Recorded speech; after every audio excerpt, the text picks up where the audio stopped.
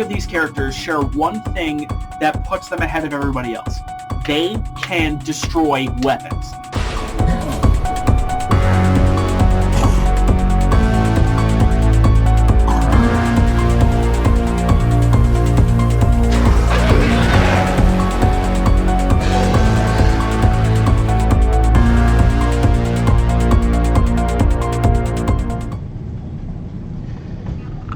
Hello, ladies, gentlemen, and non-binaries. Welcome to the Chamber of the Wraith and the first of the Mortal Kombat 30th Anniversary Celebration shenanigans.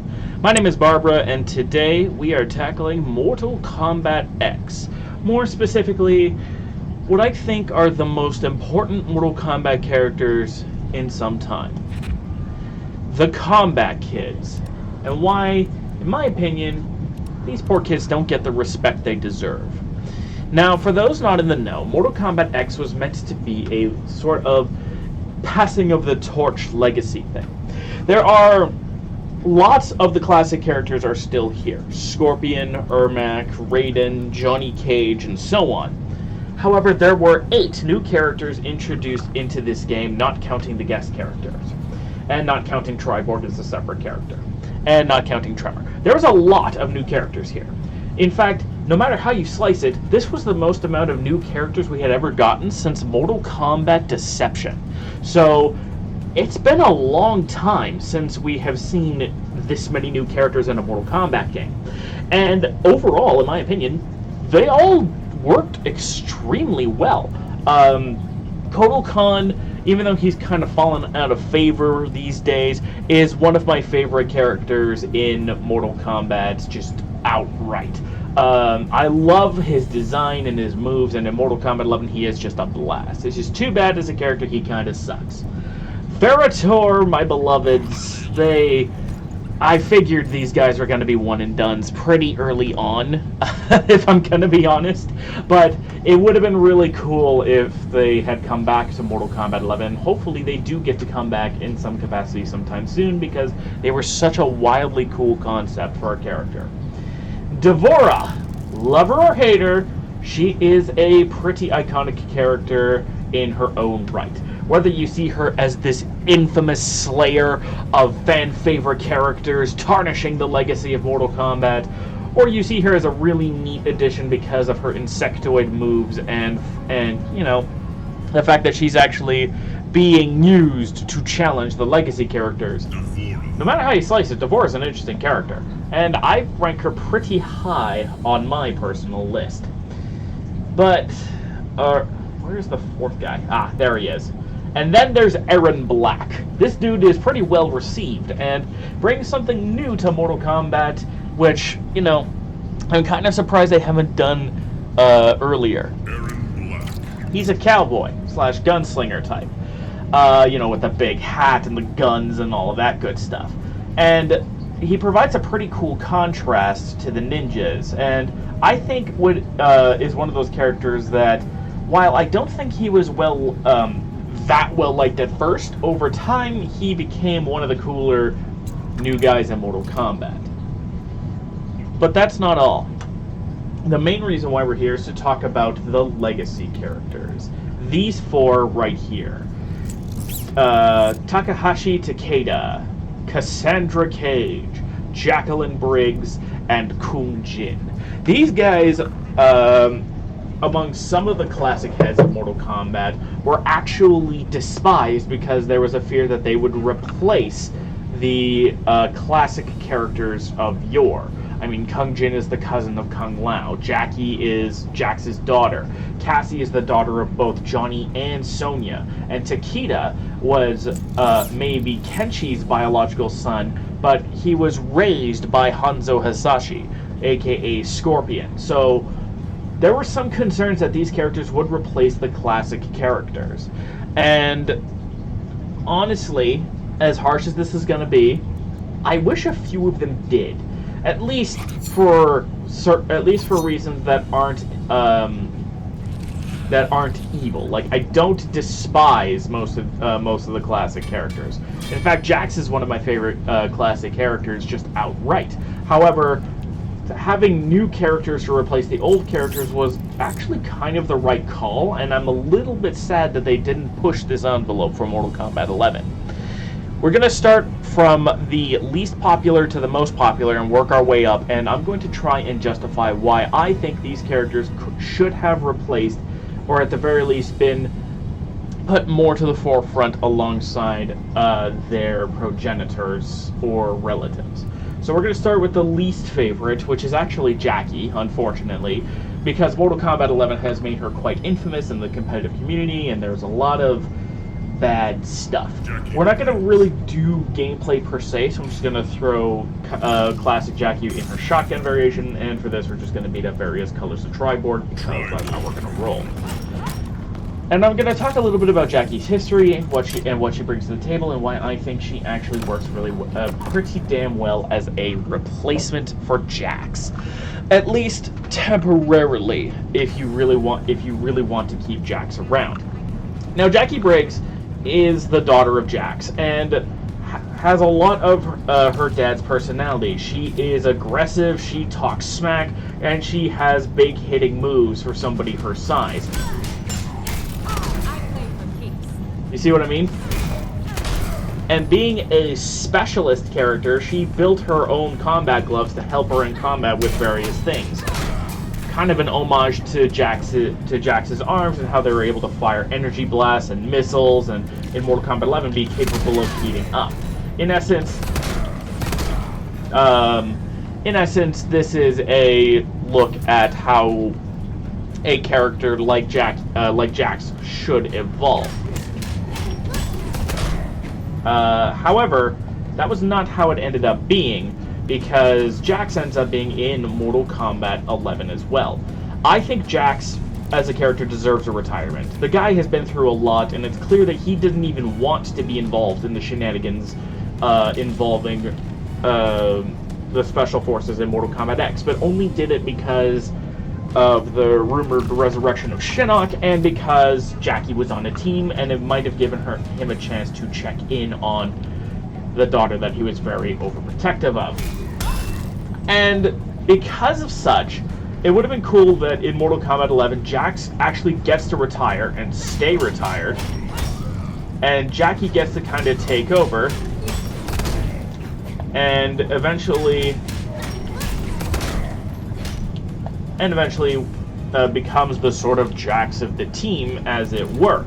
Plus, you could experiment with all of the tech that she builds, like you did in Mortal Kombat 11 with the jumping boots and the plasma gloves and stuff like that. So, as much as some people don't like Jackie, I personally think that she actually is one of the better potential replacements for characters in Mortal Kombat, from Mortal Kombat X, if you were looking to replace characters in Mortal Kombat from the classic roster, which some of them I do think is justified. Let's take a look at the next character that is quite a bit more popular than Jackie, at least amongst the fandom, but didn't show up in Mortal Kombat 11. Kung Jin. And Kung Jin is worth noting because he is not a direct descendant of Kung Lao. Kung Lao didn't have a son.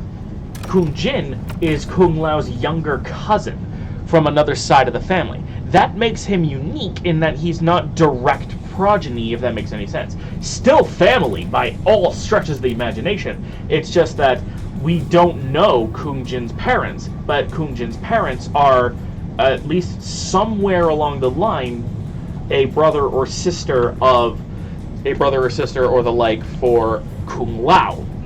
Now, Kung Jin brings a bow to the party, and while bows have been kind of seen in some aspects before in Mortal Kombat, Kung Jin really, makes the weapon his own. He has his own kinds of shots, he can enhance his bow for different properties, and so on and so forth. And because he is trained by the Shaolin, he has various Shaolin-based attacks. He even uses Liu Kang's flying kick, although he uses the bow as an assist for that. And he has his own sorts of moves. And he even borrows his cousin's dive kick technique, which I like to imagine is the Kung Legacy signature attack. Now, the other thing to consider is that morally speaking, Kung Jin is the most flexible of the combat kids, because he was born and raised a thief due to family fortunes going down and he having to do what he can to help make the family money. So he becomes a thief. And that's how he actually meets Raiden, is he tries to steal one of Raiden's statues to sell in order to make money for his family.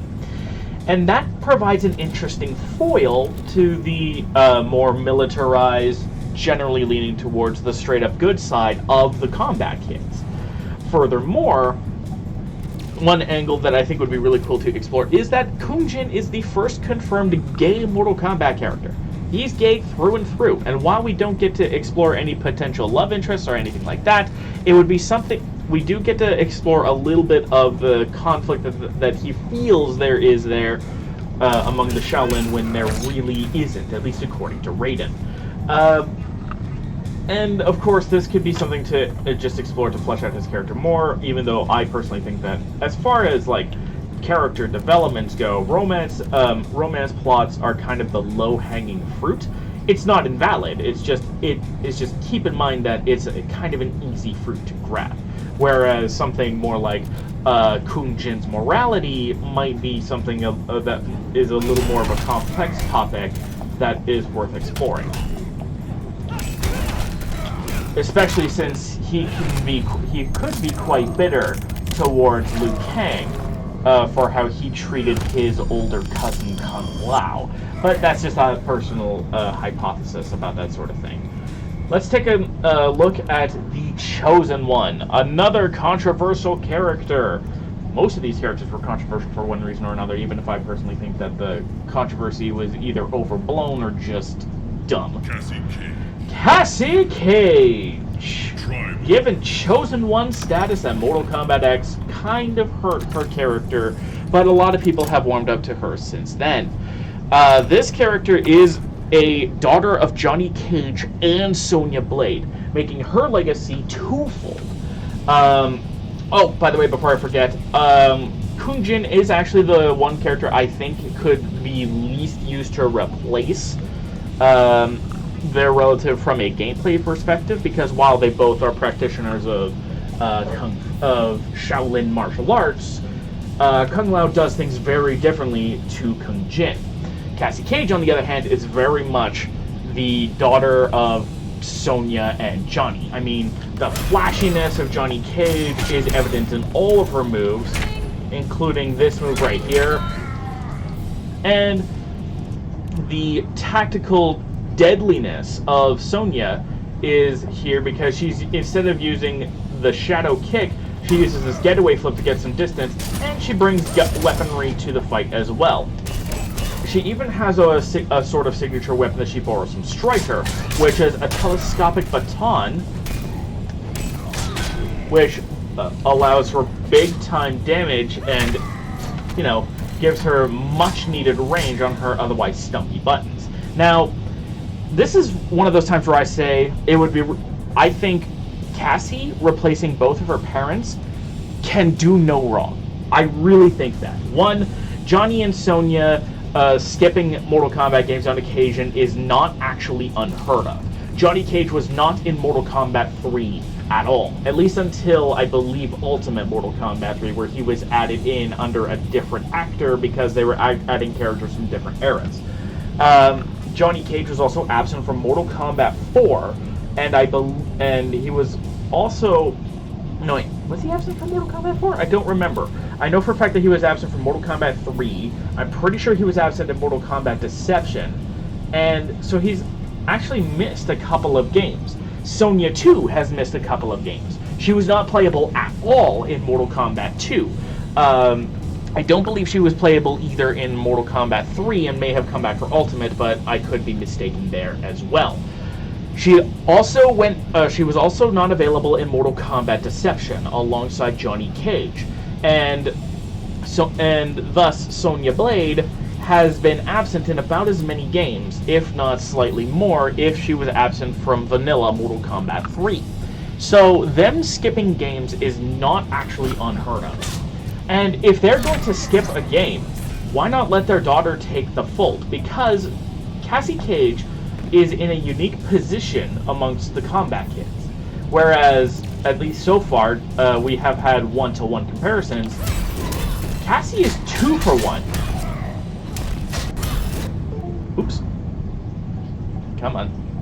There we go. Hello! Just a quick test. But with Cassie Cage in Mortal Kombat being descended from both characters and potentially being able to replace them both, I think that's actually a good thing, because A, having 2 characters in 1 character slot is not a bad thing. Plus, if they're going to be insistent and follow through with the variation system, which has become more of a mixed bag in recent years, it would make sense to have a more Johnny Layden variation and a Sonya Layden variation for Johnny Cage, or for Cassie Cage. And then, you would actually open up a character slot, because Mortal Kombat games tend to have limited character slots, and thus, not everybody's going to make it onto the roster. At least they haven't since Mortal Kombat yet. So, outside of potentially an everyone is here roster, Cassie Cage would absolutely be a beneficial character to have in Mortal Kombat by simply by the virtue of her being able to be 2 characters for the price of 1. So opening up those slots would be a good thing, I think, for a future Mortal Kombat roster, to lay off on the classics. But that's a topic for another time. Finally, we take a look at the one Kombat kid everybody liked and was sad did not make it into Mortal Kombat 11. Takeda. Although Kung Jin should have made it in Mortal Kombat 11 as well. Everybody loves this dude. He is a blend of Kenshi and Scorpion with a lot of different things, although the blend of Kenshi doesn't actually really come in too much in combat, so much more in intros and story. But this character brings a lot to the table in terms of new moves, and is a fantastic addition just as a new character in general, and I'm surprised they didn't bring him for Mortal Kombat 11 due to how much people loved this character. I mean, think about what he has. Teleports, he has long-range normals, crazy normal mix, he has fantastic projectiles. One variation gives him frickin' lightsabers. Plus, he's the one that feels the most like a natural magician because, well, he's a ninja, and much to my chagrin sometimes, people in Mortal Kombat love their ninjas. And because of the orange energy he gives off in the headband, he's the orange ninja. If they give him a classic ninja costume, he would be the orange one, which has not existed in Mortal Kombat. So there's a lot of reasons to like Takeda, but as far as being replacements for characters on a roster, he's the one least likely to do that. Sure, he could reasonably replace Kenshi. That's one thing. But you can't honestly replace Scorpion. Scorpion was not in the Mortal Kombat 3, and people were pissed. And honestly, I do not see them replacing Scorpion in Mortal Kombat 3, because that would be annoying. Replacing Kenshi would make some level of sense. However, Kenshi isn't actually one of the most well-liked 3D era characters, meaning he's one of the most liked. So, Takeda actually has pretty sizable competition. However, with the fact that Cassie can easily replace Johnny and Sonya, it would make sense that on a roster like that, Takeda could come back and fill in for one of those slots as well. Plus, the gameplay potential could be explored even more with telekinetics and sensory overloads and stuff like that. But TLDR, I think them replacing the characters that the combat kids are spawns of makes sense.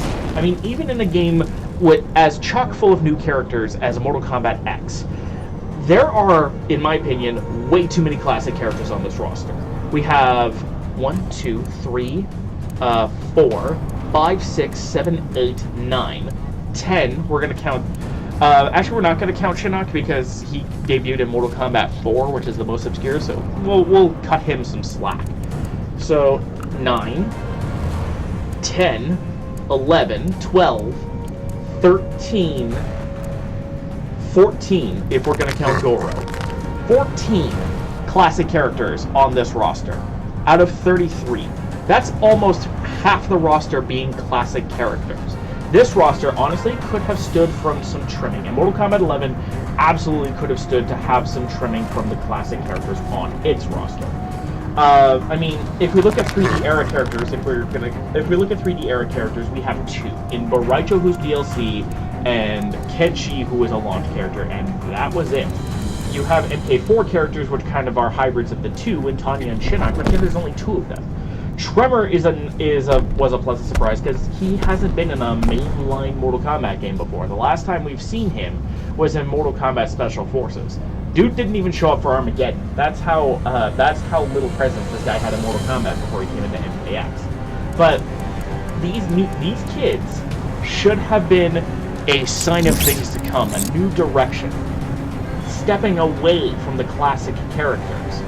But we didn't get that. So, unfortunately, their impact is honestly quite small compared to what it could have been. At least in my opinion. I would love to know what you guys think. Don't forget to be awesome, my friends, and I'll see you guys on the other side.